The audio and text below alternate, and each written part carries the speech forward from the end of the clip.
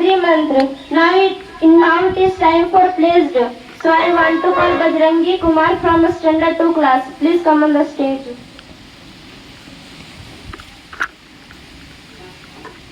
Ready for the pledge. India is my country. All Indians are my brother and sister.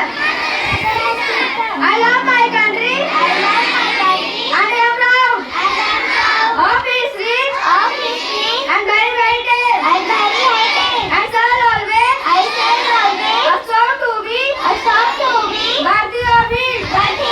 I said in my parents, teachers, understand, and teach everyone with courtesy to my country and my people. I place my devotion in their well-being and prosperity. Lord, my happiness. Jai Hind, Jai Bharat. After pledge, now it is time for thought. So I want to call Ansu Raj from Standard 4 class. Please come on the stage.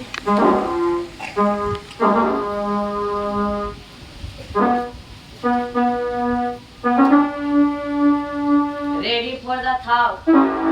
शिक्षा कभी झुकने नहीं देगी, शिक्षा कभी झुकने नहीं देगी, और संस्कार कभी गिरने नहीं देगी, और संस्कार कभी गिरने नहीं देगी। Thank you.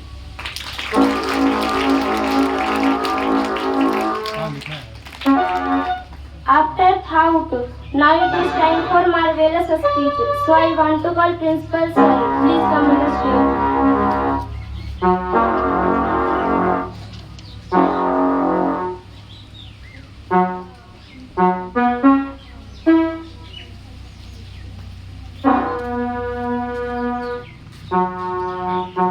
गुड मॉर्निंग बच्चों।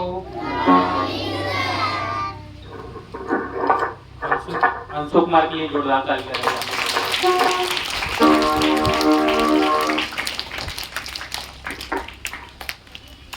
कह रहा है कि शिक्षा कभी झुकने नहीं देगी। ये आप लोग को प्रत्येक दिन मैं बताता हूँ कि ज्ञान ही एक ऐसा चीज है कि कितना हो ताकतवर से ताकतवर आदमी आ जाए आपके सामने तो उसको आप हरा सकते हैं। शरीर से कोई बलवान नहीं होता है, माइंड से बलवान होता है। किससे बलवान होता है? माइंड से। अब वो नहीं है कि तुम उठा के पटक दियो।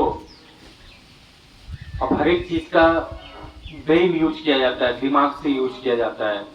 तो वही लिखा हुआ है इसमें कि शिक्षा कभी झुकने नहीं देगी और संस्कार कभी गिरने नहीं देगी। लेकिन इसमें और बहुत सारी पंक्ति है जो जुटेगी। थोड़ा ये शॉर्ट है।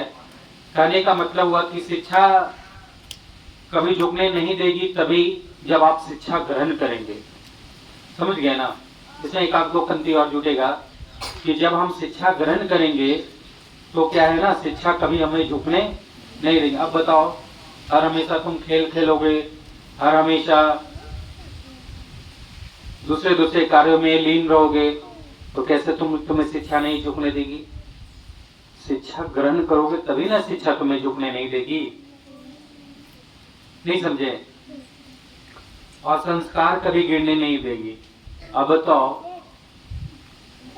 जब आपके पास शिक्षा रहेगी तभी साथ साथ संस्कार रह सकता है। लेकिन जिस व्यक्ति के पास, जिस बच्चे के पास शिक्षा नहीं है, ज्ञान नहीं है, क्या उस बच्चे के पास संस्कार आ सकता है? नहीं आ सकता है। या जिस बच्चे के पास संस्कार है, जिस बच्चे के पास संस्कार है उसी बच्चे के पास क्या आ सकती है? शिक्षा आ सकती है, विद्या आ सकती है, नॉलेज आ सकती है, ज्ञान आ सकती है। जिसको शिष्टाचार की बातें नहीं पता है कि बड़ों को आदर करना चाहिए, माता पिता को आदर करना चाहिए, गाली गलौज नहीं करना चाहिए, अन्य तत्व जितने भी और भी बहुत सारी चीजें हैं जो गलत कार्य होता है उसको नहीं करना चाहिए। अब बताओ, उसको अगर उस बच्चे को अगर बोला जाएगा कि संस्कार उस बच्चे के पास है तो उसी को बोला जाता है संस्कार। संस्कार उसे कहते हैं। संस्कार किसको कहते हैं? जिसके पास शिष्टाचार की बातें हो। जो शिष्टाचार जानता है। शिष्टाचार की अनेकों तथ्य होते हैं, लेकिन उसमें से हम लोग जानते हुए भी किसी भी पड़ाव पे सब कुछ जानते हैं, सब कुछ पढ़ते हैं, लेकिन उसको हम लोग भलीभांति कर नहीं पाते। हम लोग के पास हर एक टीचर्स बताते हैं, आप लोग को भी मालूम है कि शिष्टाचार किसे कहते हैं। और जब तक शिष्टाचार है तभी आपके पास संस्कार है और तभी आपके पास ज्ञान है।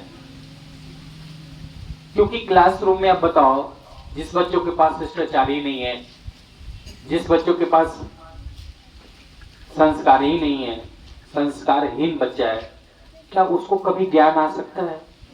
नो। क्या उससे शिक्षा नहीं गिराएगी? हर हमेशा गिराएगी। अभी रिजल्ट आएगा, जो बच्चा संस्कारहीन रहेगा, जो पढ़ने में कमजोर रहेगा, क्या उसका अव्वल नंबर आ सकता है, अच्छा नंबर आ सकता है? कभी हो ही नहीं सकता। लेकिन जिस बच्चे के पास संस्कार, शिष्टाचार, ज्ञान, बुद्धि, पराक्रम, बहुत सारी चीज अन्य तत्व है, वही बच्चा अव्वल नंबर लाता है। वही बच्चा है जो फर्स्ट लाता है, जिसके पास हर एक चीज है। आप लोग को पता है कि राजा का परिभाषा क्या होता है? राजा का परिभाषा समझते हो? नहीं समझते हो? तुम लोग सोचते हो कि जिसके पास बंदूक है, जिसके पास पैसा है, वही राजा है। ऐसा नहीं होता है। उसको हीरो हम नहीं मानते, दुनिया नहीं मानती है। अब जिसके पास बंदूक है वो हीरो हो गया, उसको चलाने ही नहीं आता है, उसके पास बुद्धि नहीं कि इसको कब इस्तेमाल किया जाता है।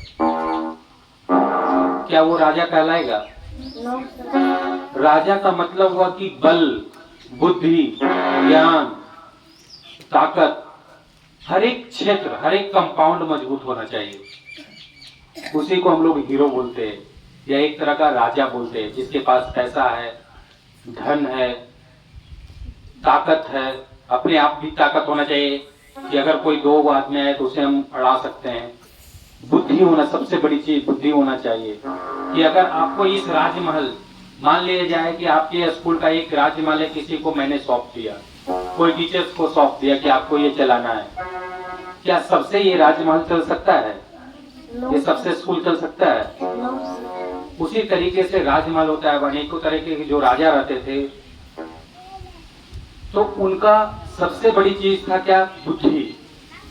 कौन सा प्रजा आया, कौन सा विवश आदमी आया, और किसको कैसे बताना है, उसका कैसे इलाज करना है, और कैसे अच्छा मुकाम तक पहुंचाना है, उसी को हम लोग कहते हैं राजा।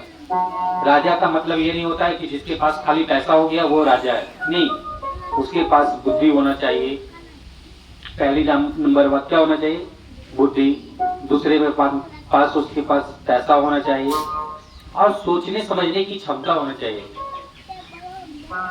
अब बताओ, राजमहल में अनेकों तरह का प्रॉब्लम आ सकता है, क्योंकि वहाँ बहुत सारे वर्कर रहेंगे, बहुत सारे काम करने। जैसे यहाँ हमारे विद्यालय में अनेकों तरह का बच्चा है, बहुत सारी कंप्लेंट्स आते हैं, तो क्या उस कंप्लेंट्स को सुनकर मैं बच्चों को बहुत पिटाई करता हूँ, या बहुत सारे मैं ऐसा उस पे लेता हूँ डिसीजन कि ना ये पक्ष को ठेस लगे ज्यादा, ना वो पक्ष का ठेस लगे ज्यादा। मतलब दुनिया में सबसे लास्ट में जब हम लोग हार जाते हैं तो बातें चीते से ही बात को समझते हैं, बुझते हैं, समझ गए ना? तो सबसे बड़ी चीज होता है वही। जैसे आप लोग को इसलिए हम राजा की कहानी बताएं कि राजा वही बन सकता है जिसके पास हर एक चीज हो। एक रोल नंबर वही ला सकता है जिसके पास हर एक चीज हो। हर एक चीज कहने का मतलब हुआ कि संस्कार। अब कितना बच्चा है कि पढ़ने में तेज है, लेकिन वो पहनकर ऐसा आएगा कि उसको कोई पता ही नहीं लगा सकता कि ये बच्चा के पास ज्ञान भी है थोड़ा बहुत। तो कम से कम अपने पास जो संस्कार है, रहने चलने की जो अपना जो आध्यात्मिक जीवन है, उसको तो ढंग से जिए। डेली स्नान करो, डेली ब्रश करो, डेली माता पिता को चरण छूकर प्रणाम करो, एक लोटा जल दो तुलसी में, तुलसी जी का जो पौधा होता है या शनिवार का शनिवार पीपल के पौधे में जल देना चाहिए, क्योंकि पीपल मुझे क्या देता है, हर क्षण ऑक्सीजन देते रहता है। क्या देते रहता है? ऑक्सीजन। हर क्षण हल पल हमें तुलसी का पौधे हर क्षण ऑक्सीजन देते रहता है, इसलिए हमें जल देना चाहिए, उसे जीवित रखना चाहिए। क्योंकि ऑक्सीजन है तो हम लोग हैं, ऑक्सीजन नहीं रहेगा तो क्या हम लोग रहेंगे जीवित? पेड़ पौधे अगर 1 मिनट के लिए हटा दिया जाए ना, तो हमारे पृथ्वी पर से जितने भी लिविंग थिंग्स हैं, जितने भी सजीव प्राणी हैं, सबका मृत्यु हो जाएगा। इसलिए हमें पेड़ पौधों की भी संरक्षण करना चाहिए, पेड़ पौधों को भी बचाना चाहिए। उसी को हम लोग कहते हैं मानव जीवन, कि दूसरे को दुख देखकर, किसी जानवर को अगर कोई कष्ट होता है, चाहे प्यासा रहता है, तो हम लोग को मालूम होता है, तो हम लोग पानी देते हैं ना। अब गर्मी आ रहा है, प्रत्येक बच्चे एक कटोरी में या एक क्या कहता है, कोई भी थिंग्स रहेगा, कोई भी वस्तु है, लोटा हो गया, लुटकी हो गया, छत पे जाकर पानी साइड में रख देना चाहिए, ताकि पशु जो पक्षी होती है, तो इस समय जो पानी होता है, हर एक नदी, नहर, तालाब सब कुछ क्या हो जाता है, सूख जाता है। इसलिए उसे पानी हम लोग को जैसे पानी मिलता है ना हर एक जगह, तो वैसा ही पक्षी को पानी नहीं मिल पाता है। इसलिए पक्षियों को भी संरक्षण करना चाहिए, और पक्षियों के लिए छत पर एक कटोरी में या जो भी आपके पास कोई वस्तु है, उसमें जाकर सुबह में पानी रख देना चाहिए, और शाम में उसे फिर पानी को बदल देना चाहिए। समझ गए ना? जिससे वो पक्षी है जो पानी कम से कम पी सके, और वो इस गर्मी का भी आनंद ले सके। समझ गए ना? और गर्मी अत्यधिक बढ़ते जाएगा, जैसे जैसे आप लोग का जो टाइम है स्कूल का, वो धीरे धीरे डाउन होगा। और आज जो है लास्ट एग्जाम का डेट है, बहुत सारे बच्चे का, बहुत सारे गार्जियन पूछ रहे थे कि सर छुट्टी होने वाला है। नहीं, ऐसा नहीं होने वाला है। मंडे से आप लोग का क्लास जारी रहेगा, ठीक है। हो सकता है रिजल्ट के समय, जिस समय रिजल्ट का परिणाम आएगा, उस दिन एक दिन आध दिन छुट्टी मिलेगा, वो आपको डिजिटल जो मैसेज है उसके द्वारा आप लोग के पास चला जाएगा। लेकिन अभी जो है क्लास जारी रहेगा। मंडे से अगर कोई बच्चा, आप अपने गार्जियन को झूठ बोलकर बरगला रहे हैं कि स्कूल में विद्यालय बंद है, तो ये गलत बात है। आप लोग का विद्यालय चालू रहेगा, और जो पुस्तक आप लोग लेकर आते थे, उस पुस्तक को लेकर आना है, क्योंकि उसमें जो मेन तथ्य है उसको इससे रिवाइज हम करवा देंगे, है ना। जो हमारे टीचर्स हैं वो करवा देंगे। उसी पुस्तक को लेकर आना है, ऐसा नहीं कि उसको बंद करके कहीं रख देना है। उसी पुस्तक को भी लेकर आना है। जो भी 5 दिन 7 दिन की पढ़ाई होगी, जो रिवाइज होगा, जैसे आपके प्रश्न आए हैं तो उस प्रश्न का हल होगा, सॉल्यूशन होगा, आपकी क्लासेस में कराया जाएगा कि जो आपने एग्जाम दिया तो उसका परिणाम आया तो आया, लेकिन इसका जैसे किसी भी चीज का गलती हुआ तो उसके बारे में अध्ययन करेंगे तभी ना वो क्लियर होगा। तो इसीलिए वो उस पुस्तक का जो भी प्रश्न आपको मिल रहा है, उस प्रश्न को आप लोग प्रत्येक दिन सॉल्यूशन करके, है ना, मंडे को जब विद्यालय खुलेगी तो आप लोग से रिक्वेस्ट है कि जो एग्जाम अभी चल रहा है और जो क्वेश्चन पेपर आप लोग को मिल रहा है जो 1 क्लास से ऊपर है, तो उस क्वेश्चन पेपर को क्या करना है, सॉल्यूशन करके, मतलब बनाकर, जो आपसे बनेगा, जो आपने परीक्षा में बनाया है, जो नहीं बनेगा वो पुस्तक से भी देखकर बनाकर ला सकते हैं, इसमें कोई दिक्कत नहीं है। और जो प्रश्न आपको नहीं याद है उसको याद करके आइएगा मंडे को, समझ गए ना? हाँ, क्योंकि देखो एग्जाम सब लोग देता है और ऐसा ही निकल जाता है, नहीं। जो पेपर आपको दिया गया है, जो पेपर का एग्जाम हुआ है, उस पेपर को क्या करना है, जैसे हम लोग प्रश्न बनाते हैं ना, ठीक एग्जाम में बनाते हैं, ठीक उसी तरीके से आप कॉपी में बनाकर लेके आएंगे।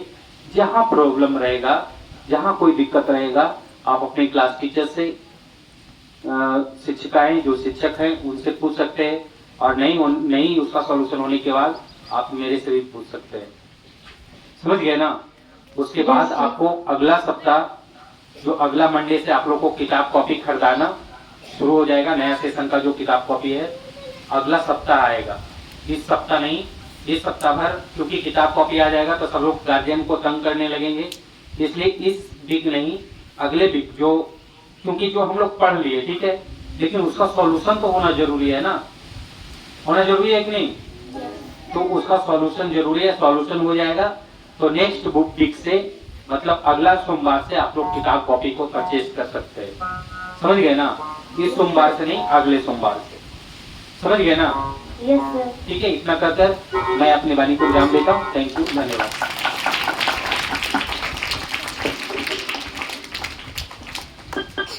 After marvelous speech, now it is time for national anthem and national song. Ready for the national anthem.